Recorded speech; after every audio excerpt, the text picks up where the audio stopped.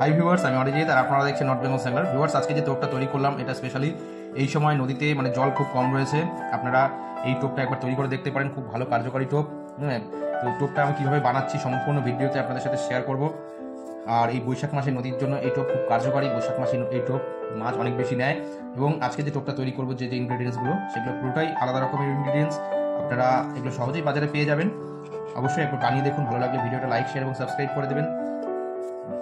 তো এই টোপ দিয়ে স্পেশালি আপনারা নদীতে এই সময় বড় বড় যে ভাগনা মাছগুলো, বিশেষ করে যেগুলো নদীর বাটা অনেকে বলছেন বড় বাটা, এই সময় বড় বড় রাইখোর মাছ হয়, বাটা মাছ হয়। নদীর জল কমে এসছে, বড় বড় জাপানি পুঁঠিগুলো রয়েছে। এই ধরনের মাছগুলো আজকের যে টোপটা বানাবো সেটা কিন্তু খুব দারুণভাবে নেয়। আপনারা এই টোপটা অবশ্যই বানাতে পারবেন খুব সহজেই। এর জন্য আমি এখানে কিছুটা পরিমাণে প্রথমে সুজি নিয়ে নেব, এই মোটামুটি 50 গ্রামের মতো সুজি। এর সাথে আর কি মেশাচ্ছি আপনারা শুধু একটু দেখবেন। এখানে নেব 2 চামচের মতো ময়দা, টোপটাকে একটু বাইন্ড করার জন্য।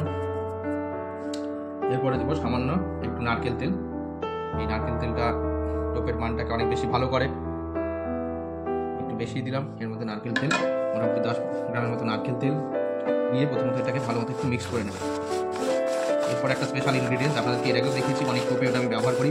তো আজকে এই যে সুজির টোপ, নদীতে যে ভাগনা, বড় বড় জাপানি পুঁঠি, সর পুঁঠি যে মাছগুলো রয়েছে, এই বৈশাখ মাস তো মোটামুটি পড়েই গেল। এই সময় নদীর জল কম রয়েছে, মাছগুলো কিন্তু ভিউয়ার্স এই টোপ খুব ভালো নেয়। এটা ভালো মতো মিক্সড হয়ে গেলে আমি এখানে নিয়ে নেব, এরকম আপনাদেরকে দেখিয়েছি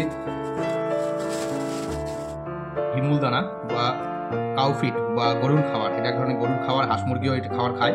তো এই ফিটটা আজকে টোপের মধ্যে মেশাবো। কীভাবে মেশাচ্ছি দেখিয়ে দিই। এটা প্রথমত আমি মোটামুটি 15-20 মিনিটের জন্য ভিজিয়ে রাখবো, ভিজিয়ে নরম করে নেব। তো আমি একটু ভিজিয়ে রেখেছিলাম, তাও কিছুটা দানা দানা রয়ে গেছে, দানাগুলো জাস্ট নেবো না, ভেজানো যেটা গলছে গলা অংশটাই নেব। ভালো মতো টোপটাকে একটু মাখিয়ে নেব। এই ফিড দেওয়ার অর্থ হচ্ছে ফিডের মধ্যে মাছ খুব বেশি আকর্ষিত হয়। এই ফিডগুলো আপনারা গোটা গোটা আকারে নদীতে ফেলতে পারেন, বর্ষাতে গেঁথে খুব ভালো কাজ হয় ভিউয়ার। বিশেষ করে পুরোনো মাছ যেগুলো থাকে এর মধ্যে সামান্য টাইট হয়েছে, যেহেতু সুজি রয়েছে একটু জল ব্যবহার করব, সামান্য একটু জলের ছিটে দেব।